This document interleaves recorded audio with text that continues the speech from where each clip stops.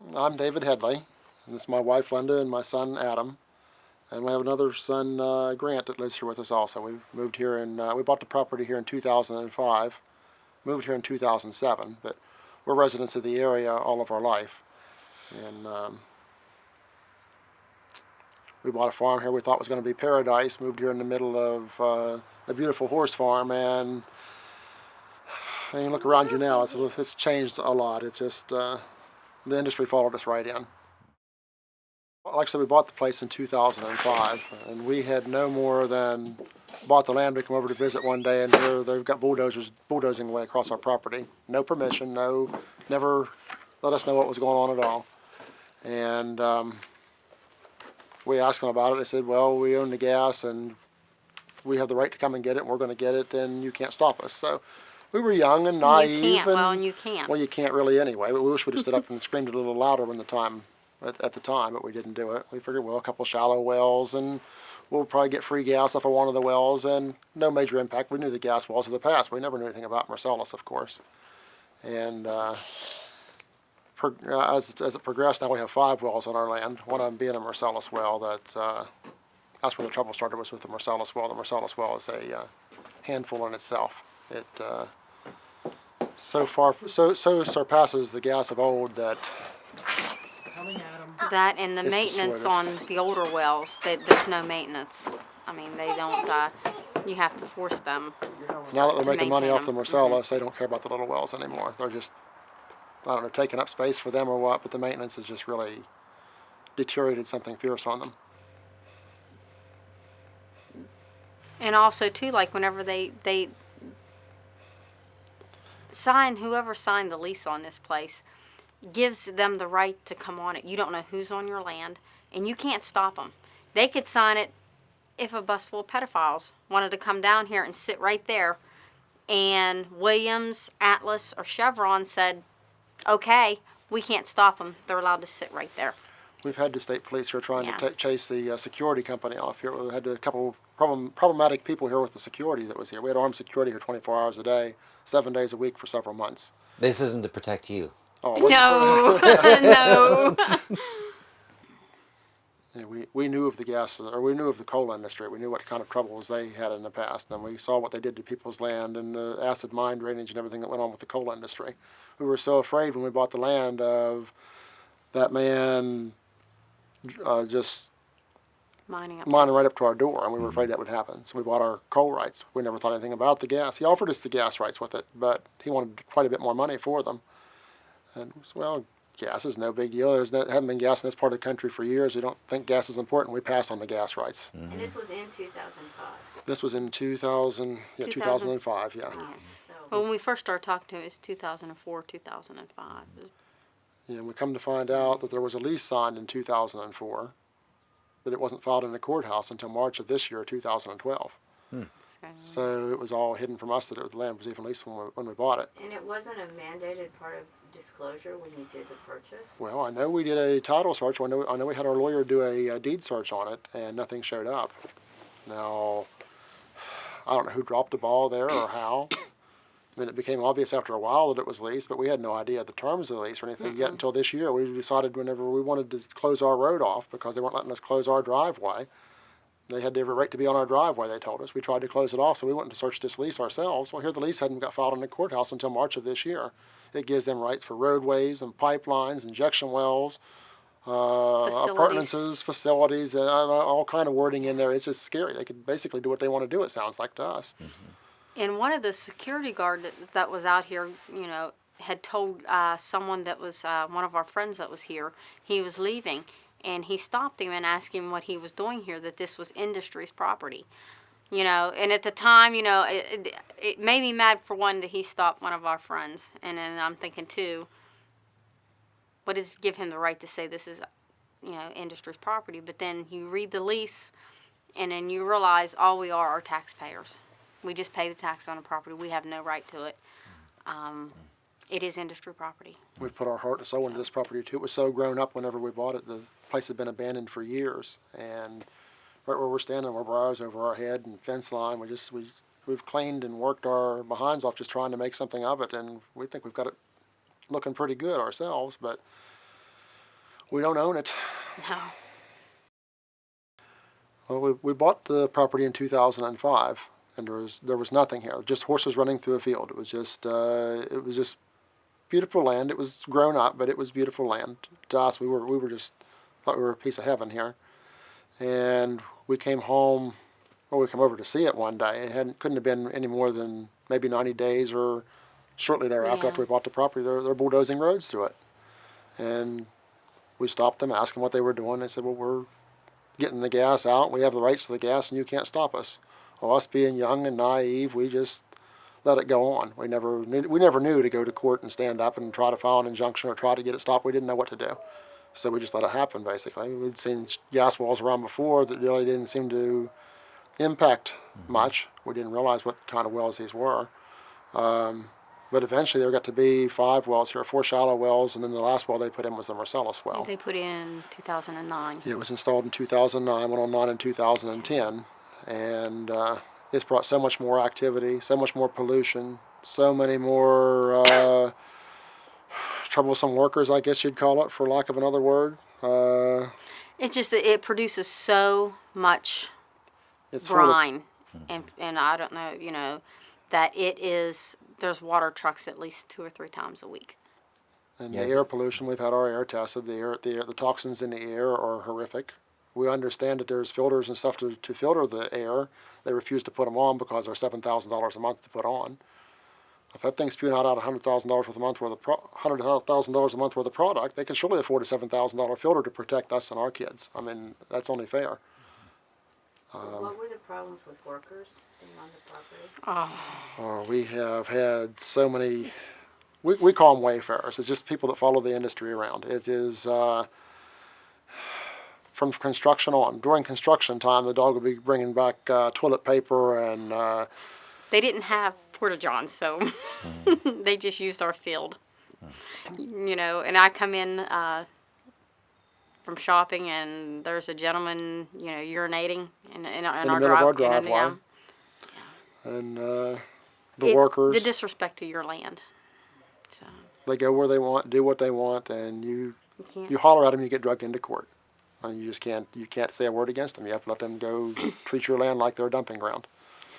Let's make a little distinction about the shallow wells and conventional wells and then non-conventional, because my family was gas and oil operators down in Marshall County. And they've been operating wells for 50 or 60 years. They provided all the fuel down there. And so when Chesapeake came down and they said, "Oh, we'll give you a bunch of money. We're going to put in a couple additional wells. We have some new ways to get this stuff out." My cousin was all for it. He said, "Yeah, go ahead." But what they did he was thinking the same type of wells he had. Small little things. They can sit out in the forest. They have a 20-foot footprint, square footprint, deer around them. There's nothing coming off of them. They're clean. But this stuff, what happened to them down there? Even a seasoned driller, a gas operator, had no idea what this new technology is. And so that's what you're experiencing now. So maybe just a little short bit about the comparison between, these shallow conventional wells and directional drilling. If you call these completely shallow, most of these wells here are 5,000 feet deep. So, but they're straight. They're vertical wells? Vertical wells Yeah, are 5,000 feet. Well, even a Marcellus is a vertical. Oh, they didn't go horizontal in yours? We're not positive We're of not that. sure. It's not It's not designated either way on the paperwork. No, whenever they were putting the well in, when they were steering the well, I talked to the man out there in the truck, and he was running the computer telling me how many thousands of dollars he was making an hour steering the well. So I know it was a guided bore. Yeah. I thought he told me it was horizontal, but now the paperwork doesn't show it if it is. Yeah. So we're uncertain of it. The DEP is uncertain of it. There's no H designation on it. So usually if it's a horizontal well, it'll have an H designation, but it has no designation whatsoever, so they're not sure either. Oh, really? So they won't tell us if they're sure anyhow. You have a picture of the rig, though, that put it in? We were so unaware of it, We we had didn't a pay any baby. attention. We had a baby in the Yeah. house. I was working 12 hours a day. I was happy just to get home. I could Yeah, really didn't pay forget- attention. yeah, It wasn't yeah, my land right. yet at that. Well, Well, it at was the just- time, we just thought it was like the shallow, the smaller wells. They come in and We they were saw- gone. But that noisy thing, it vents off. It sounds like a jet taking off every Yeah. hour and a half. Yeah. And now it's like, it's malfunctioning, so it makes a whooshing sound.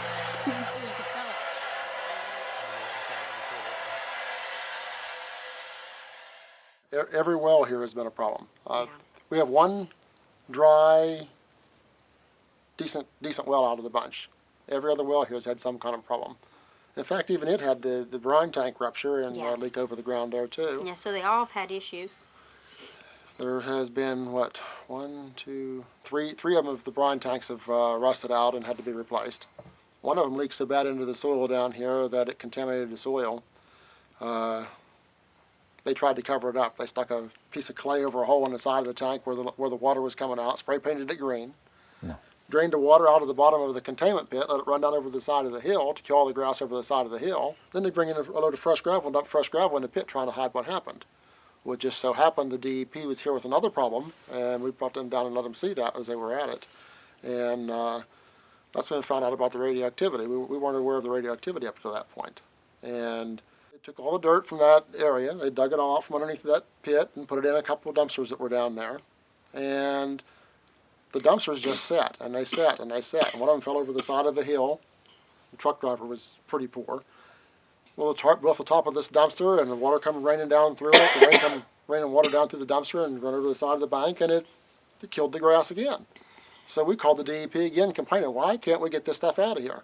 And that's when he says, well, they're They have the tests have to come back clean. waiting for the clean test of radioactivity. Like, well, you're talking about radioactivity. This is a shallow well. Shouldn't it be radioactive? And he says, well, anything over 3,000 feet has a very, very high potential of being radioactive, and they had to test the soil first before they allow them to take them. So, of course, that scared us a little more. And it sat there a little bit longer. We finally raised enough cane. They come down, spent a whole day, took the dumpsters from there, drove them out here on the other well pad, 500 feet out our front door, parked them on that well pad, Put them on put a little containment pad around them, a little piece of plastic around it. It was so poorly installed, her and I went out and had to prop up the corners and stuff. There again, the covers would blow off the dumpsters, the rain would come down through them, rain into the containment system, right off into the ground, overflow into the ground. And we've had the radioactivity test done since then, and it still reads radioactive today. That part's radioactive now. Where the contamination was down here was radioactive. Every one of the well sites tested radioactive, as well as the frac pits. We had two frac pits out here that, whenever they cleaned them out, they took the liner from the frac pit. They pumped all the water out. All the sludge was left in the bottom of this liner. They picked the liner up with a excavator, shook all the sludge back down in the hole, put the liner in a dumpster, and hauled the liner away. On the sludge, they just backed up to the sludge with a load of dry cement and dumped dry cement on top of it. And it still reads radioactive today. It's still got radioactive in it. And that'll be leaching through. I mean, if rain comes through there, it'll leach that and mobilize it from that. Oh, for sure. And now, if into we the were to ground. sell this land, we have to disclose there's a hazardous dump on it. We didn't put it here. We didn't sign for it to be here, but we have to disclose it. Didn't want it here, but we have to disclose that there's 2 hazardous dumps on the land. How did you get the containers moved off eventually? We finally just raised enough cane. One day, Giving a tours. person from the industry was here, I like a person from Atlas. He was in the dumpster out there. And I said, Larry, now, I know you're not allowed to talk to me. We're not supposed to be speaking anymore. I said, but you know, I got the highest radioactive reading off that thing yesterday that I've got since it's been here. And this has been probably 3 months, I would imagine. And he says, what are you talking about? I said, well, I just got a reading off of that yesterday with my own Geiger counter that I bought, and it's the hottest I've ever got out of it. He says, well, he didn't tell me it was radioactive. He's in this dumpster now, straightening the tarp up in the dumpster. A minute later, he was gone. He came back the next day with his environmental crew. People come out with him and testing it, and What for you're hearing is the well selling. about 4 days, I suppose. About 4 days, they finally come back and took him out of here. It took probably about 3 months up to that point. And then finally we got somebody from there. I don't know if we got him concerned enough or enough outside people concerned. But we just had a terrible lot of exposure to them. I mean, we've had the Isaac Walton here and the NRDC, and the people from the dump wouldn't even accept the dumpsters. They weren't clean enough for them to accept, and Atlas wouldn't take them. They had no place to store them. So they're okay just 500 feet on our front door, sitting on our front door. Our water out there, the dogs are out there drinking water out of it. The kids are out there playing around it. I mean, that was just awful upsetting to us to even know it was even there. I mean, it's directly out our front door. Yeah, there's no fence or anything around any of these things that I see around here. You can walk right up to the wellhead here, right? And you say they're venting. Well, that what you just heard was selling. They call that selling. Selling. And it does it like every hour and 10 minutes. There's like an hour and a half, hour and 10 minutes. It does it 24/7. There's times Old it's much faithful. louder, but they've been dumping that well a lot recently, enough that we complained to the DEP about it, and they have. Did it 3 times in one day. My horse's eyes were swollen. It's just from they dumped it so much. They're cutting back the number of times they're dumping it because the DEP said they were just trying to cover up a problem. There's a part they should change, and You have to take it offline to do it. they didn't want to do it, so they're just. That's why it sounds so sick out there right now. But after it's when it's tuned up or after they dump it, it just sounds like a jet landing in the field. It just middle of the night. It doesn't matter when it is. Can you explain what dumping is? From what we understand, the dumping is letting all the pressure out of the well so they can service it. Everything that's in the lines goes and in stuff the air. goes in the air. All the brine. One day it dumped out here though, and we can see it right out our upstairs window. We watched it. We videotaped it out the upstairs window. It went on for what, probably 45 minutes? It must have went on for probably 15 minutes. The well tender leaves racing out of here like his truck's on fire, as hard as he could go. He comes back in, and here's the drillers holding him up, just being stupid, holding up just going as slow as they can in front of him, trying to stop him from getting back in. He finally had to go in the grass to get around him to come back in and try to get that thing shut down. So I think our video that's like 45 minutes long of that thing just venting off into the air for like 45 minutes. Apparently the valve had stuck open, and several times that's happened. I mean, it's we've quite a bit of video evidence when it comes to that of. And what can And you that see? multiple layers It comes out so hard, the vents on top, the caps on top of those brine tanks will blow open and shut. Shoosh, shoosh, shoosh, shoosh, they'll go, and the contaminants, you can see the brown and black and stuff come out of it right into the air. And there's a big gum tree. You can see the gum tree from here. Now, during the summer, you could watch the progression. As this went on more and more times, it began to kill the tree. The tree, the bottom half of the tree died. The top of the part of the tree still had leaves on it. It died from the bottom up. Because these are heavy contaminants, they settle down into the lower I areas got it. and You drain see right it through. just kind of floating in the air. There again, we complained to our air quality man from the DEP about it. And he says, you're barking up the wrong tree. He says, the gas isn't killing that tree. He says, it's the brine and stuff in the water. Well, duh, it's coming out of the well. We don't know. We're not going to make a differentiation of what it is. He must have coming did out of the something, well. though, because they haven't. But after that, they haven't been dumping them hardly at all. Once in a while, they'll do it now, but I don't know if they're doing it in the dark of the night or whether they just have cut it back or what they've done. But it hasn't been near the problem here in the last month that it was up to that point. Is that a remote process? They can open a valve to dump it, or do you know how manually, yeah. Yeah. One of them showed us how to do that, and you open a control box on the side of it and push a button, and it'll let all the pressure out of the well out. Is there an odor? Oh yes, yeah. We are getting to the point where we can hardly smell It's it anymore. almost like I don't know how to explain the smell. It's not a natural. You say natural gas. Once in a while, you get the natural gas odors being around it, but they tell you natural gas is odorless. But you can smell one of the wells. You can smell one of them. You can't. I mean, they're not all the they're same. all different. This is more of a salty kind Yeah. of a how you Like describe a the smell. chlorine-y like smell. It's just a strange. It's It's a real I odd. don't It's a know real odd how odor. to- yeah. It's a real odd odor. like bromide is one of the big problems because these are old seabeds, right? And bromide is a problem when you treat water, especially if they put water through municipal water treatment facilities. When they chlorinate that and they have bromide in there, and then they have organic carbon in there, that produces this compound, these sets of compounds called trihalomethane, and these compounds are carcinogens, known Recognize that name, 'cause carcinogens. That's in our city water also. We have trihalomethanes in our city Not water ours. too. Ours is the H5s or something like that, or HH5s. Well, one of them said it was trihalomethane. Yeah, see, Not ours. that's a problem, and that's what happened with the releases or the treatment of water up in Pittsburgh, and then they dumped this into the river, and then went down through the high river, and it was so high, the concentration of trihalomethanes from the treatment they were doing up in Pittsburgh was high enough that the water intake for the Wheeling water supply system, they shut the intake valves because trihalomethanes, once they get into a system, it's very difficult to get them out. And they are known carcinogens. They are the one set, the set of compounds that these water treatment facilities deal with directly. That may be what we're smelling, and we're not sure what it is. It is more of an industrial type smell. I don't know what to compare it to. It's an industrial type smell. Yeah. It just smells beyond being deep. It doesn't smell like gas. It doesn't just smell like soil you Dirt. dug up. It doesn't just smell like dirt. It has a real industrial smell to it. And there hasn't been no analysis on that at all. We have air quality tests, and there's For the DEC, though, DEP? No. Or do you have No, individual? it's personal, our own Oh, personal Oh yeah. tests. And what did you when it like comes out like that? No, they didn't catch it when they were dumping it. It was just, it was one of those 24-hour tests. Yeah. But they got like a, It had several chemicals in it. Yeah. I don't know much of I'm not much of a chemist, but I do remember carbon acetone was acetone was high in it. through the roof. But carbon tetrachloride's one I remember because we used to kill the butterflies and stuff for that in science class. The carbon tetrachloride in that is 6 times the allowable limit for the EPA. And the EPA says it shouldn't even be in our atmosphere because it's a man-made chemical. There's no test, there's no Yeah, What do you call it? natural. Standard That's probably to for it. kill Yeah. some of the stuff. It's probably something they use to frack with. So what they're that's it. comparing it to is an 8-hour shift in the chemical plant, I guess, and that's 6 times that high. Do you guys think that, do you guys do testing regularly? Like, do you have this stuff to do it? No. No, Do we, you- we do have like a radiation detector that we had bought. Uh-huh. So.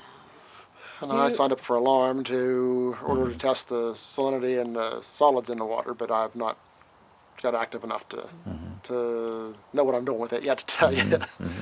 Is it possible for you guys to take us on like a little walk down to Oh, some of sure. the wells that you were telling us that were leaking and such? Yeah, because the Marcellus actually, that multiple layers of steel and concrete is actually leaking. And it's, Yeah, I started looking into because I did a lot of like subsurface science research and started looking into what those layers are, the casings.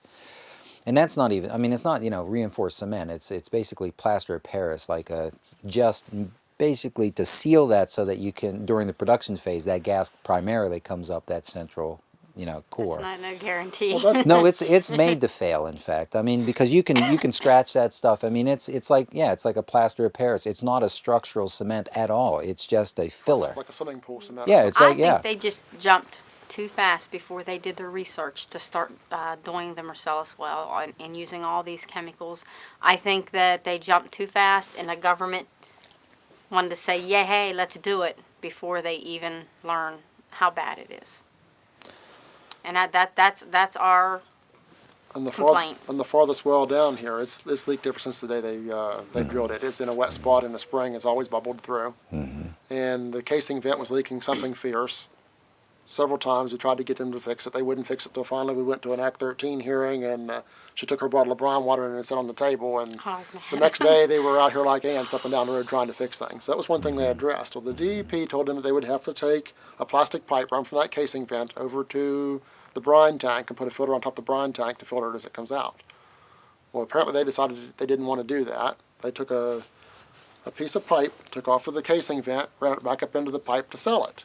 I said, that doesn't make any sense to me, because if you do that, for it to have a high enough pressure for it to sell, the pressure from the cell pipe is going to go back down into the casing. They said, well, you're probably right there, so we'll put a check valve in it. So now it has to get to the point the casing pressure has to be more than, there's about 90 pounds of pressure in that line, so the casing pressure has to be over 90 pounds before it'll even sell into the pipe. So we go down, we watch the well tender down there. We watch him. What's he do? He comes in every morning, takes a little tool, lets the pressure out of that casing vent, and goes on. So it's still just going into the air. Oh, wow. It's just it's only for a few seconds now instead of slowly coming out all day. It's Yeah. it's gone. Now, is he protected at all from what? Like, what is he breathing? No, with? he's Nothing. not No protected, and He respiratory. doesn't know. The poor guy doesn't know a bit more than the man in the moon. He's not protected. Is he a local Or guy if he too? does, yeah. Or Yeah, he if he is? does, he He's just a don't West Virginia care. man too. Yeah. And not just him. Now, another instance we have when they were drilling out here, the bentonite. We know there's an MSDS on the bentonite Yeah. in its dust form. Well, these poor kids out here, these kids are 25 years old out here working this stuff. You look out and look at them, and we're not allowed to speak to them. We can't say a word to them, but you go out there and there's dust. You can't see their faces for the dust, breathing all this. No respirator, no protection whatsoever. No, if they're informed, they're just ignoring it. I mean, that's just, the safety isn't even a concern, it seems like to us. We're concerned for the people. We want to be concerned for someone else. It's not just about us. This is our whole community, our whole state we're fighting for here. Yeah. And we try to bring attention to it, and we just basically get ignored or giggled at. They'll just give a belly laugh to you once in a while, like, oh, you guys are just nuts. And so, Why can't you speak to the workers on your property? I have an injunction against me, or We all do. that's a whole including different the story. 4-year-old. Even the 4-year-old has an injunction against him. That's a different story in itself, but I'm not allowed within 50 feet of the pipeline right away until it's complete. But, Have you seen any of the propaganda against these guys? Like the way they've been like just run through the mud. Really, I mean, it's like and it it's is like you all. guys And are we're all doing supposed it to for- just you're changing grin up and your bear it and story, just they- love they it. have all this We stuff should be that's out happy. there. It is all mud. I think we should be happy that The they're new- here. The newspaper article asked me if they thought the gun brought, if the gun raised, have it raised, how do you word it? I don't. Do you think the gun, Brought the problems. did the gun, raise it to another level or something of that nature? That's not an the exact ante. quote. Yeah, Yeah. basically. And I said, yeah, sure it did. You guys brought the guns on first. They Yeah. did. They brought Yeah. their They came in twice. unlicensed armed security on our land. They're not licensed in PA. They were not licensed. When they come on our land armed, they were not licensed. Come in and forced them to work on a Yeah. right-of-way that wasn't bought. It's all sorted out over just a stupid little right-of-way agreement that didn't amount to anything. It was a very, very small amount of money. It was not even about the money. At this point in time, it's far beyond the money. But, yeah, they come in, force the driller to go back to work or charge him $75,000 a day, stood there with armed security to make him work. He says, now, Mr. Headley, at 5 o'clock tonight, he says, quitting time comes, I'm going home. So, at night, he goes home. And we're sitting here eating supper at the table, probably 6 o'clock in the evening. Here comes another security car in with the lights Back our flashing, driveway. back our driveway, our private drive. And we got to see what's going on. And the security guard says, well, Mr. Headley, if I knew it was you, I'd have never come back. I said, we've got to be friends out here talking at the barn every night. And he says, I know you guys quite well. I'd never come back. I didn't recognize the name. He says, but you're on a list. We're on a watch list of some type. So I got so irritated. They told me when they left that night, they said, we'll lock the gate behind us and you won't worry about me again the rest of the night. I won't be back. I said, the next shift starts at 6 o'clock in the morning. I won't be here. She says, you worry about somebody else in the morning.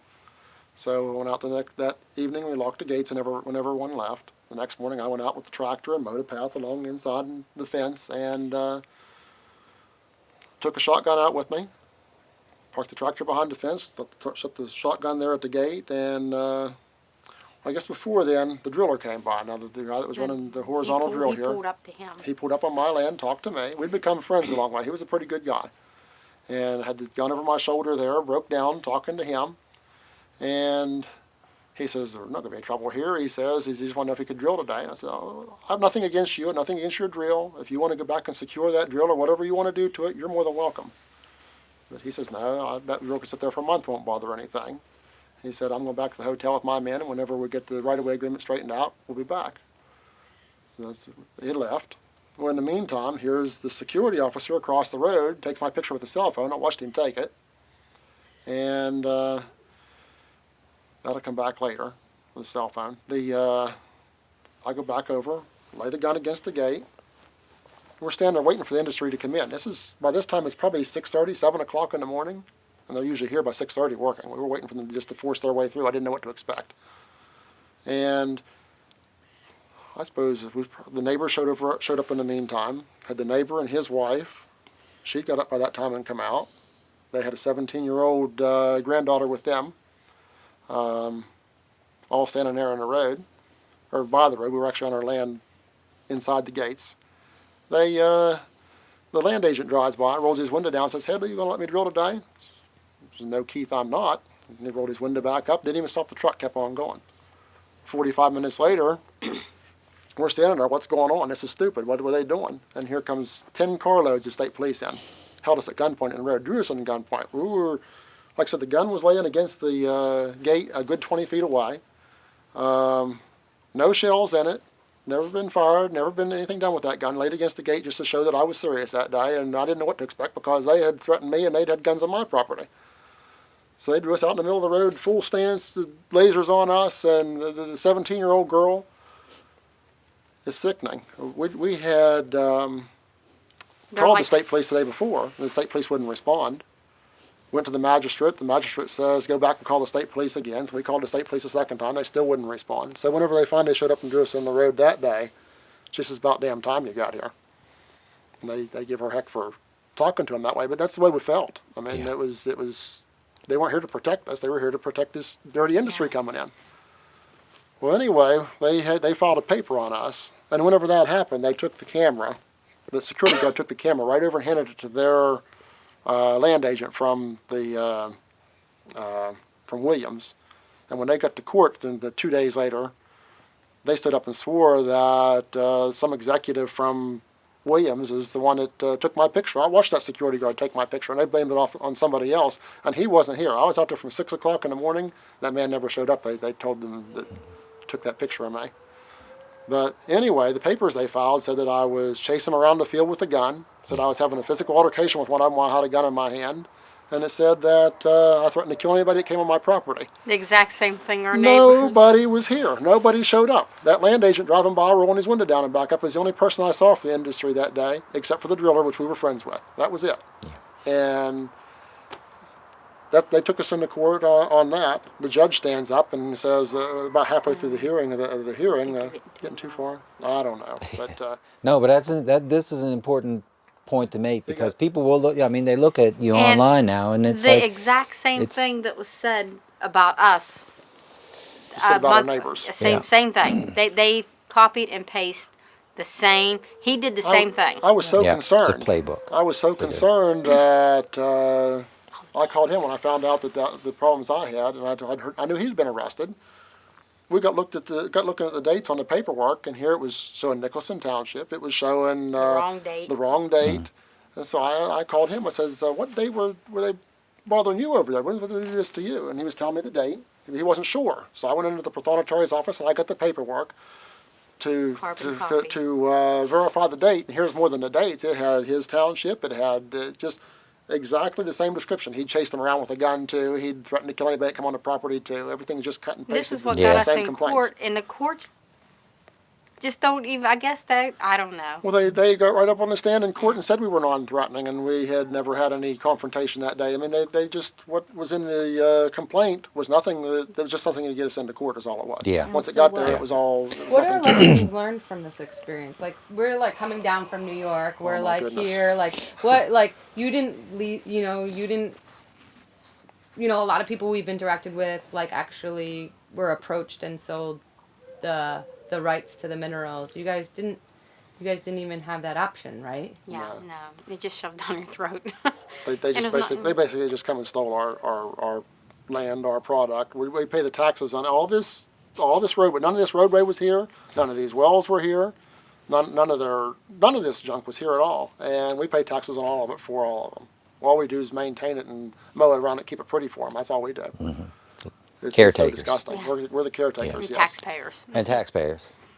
Yeah, I was telling them when they come in, what are you complaining about? You got a new driveway. And that was a lot nicer too. But these drillers have ruined that driveway. Yeah. too. Oh, and it goes. The pipeline. Yeah, we work with transportation engineers, and they do all these calculations about costs of running trucks, and because they do like the New York throughway, and where do you put toll booths, how much do you charge per axle, all that kind of stuff. 50 cents a mile is what it costs the communities for these types of trucks to run around on these roads. 50 cents a mile, and that doesn't come from them. That comes from the community. I mean, And that's that if they're comes running from, legal, running 80,000 pound That's truck li- like they that's say. right. None If of it's these over, trucks- that's there's right. so many of these trucks in here are way over 80,000 That's pounds. right. That's When they're correct. hauling drill rod and. We have. Can you just talk about the health effects that you've seen, if you've seen any, in your family and your local community? Our family as well as our community has had health Yeah. concerns. We all have this chronic cough. Since Yeah. She has it really bad, but we all have a chronic cough and phlegm in your throat constantly.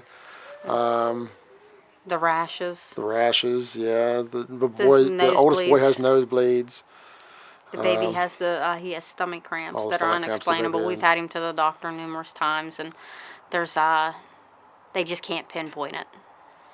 They tested him for leukemia, thinking it might be leukemia once we mentioned the fact that We lived around gas wells. Lived around the gas wells was one of the first things they tested for. They've luckily eliminated that. At least they think they have. But they tell us, that's one of the scary things to us. That's one thing they tell us is if there's one radioactive isotope stuck in his lung at his age, it can mature later in life and cause him leukemia later on. So it's scary. It's And what scary these stuff. people don't realize too is, let them hold their baby when his stomach hurts, and you can't stop him. There's just no comfort to it. And our neighbors, we have neighbors too that have a lot of health impact. Yeah. What kind of things do they have? I know they've had the They rashes, have a terrible. lot. The rashes. One has sleep problems. Headaches. Yeah, headaches are constant in it too, it seems. Our horses, the horses up here, one Yeah, of the them's eyes. One of them's blind in one eye now, or partially blind in the one eye. We've had to have the vet out 2 or 3 times this summer just to get the contaminants and stuff in the air. They think we're irritating it. It was while they were doing this horizontal bore, all that bentonite and stuff was in the air. We think it might And be that they were related to dumping the that. well 3 times a day. And the horses have had nosebleeds. Their hooves were falling apart last year, but I don't know how much of that was just the sloppy ground or how much. These horses normally have a real hard hoof, and they were falling apart last year. This year they seem to be a little better, but the ground's a little drier, so I'm hoping that's all it is.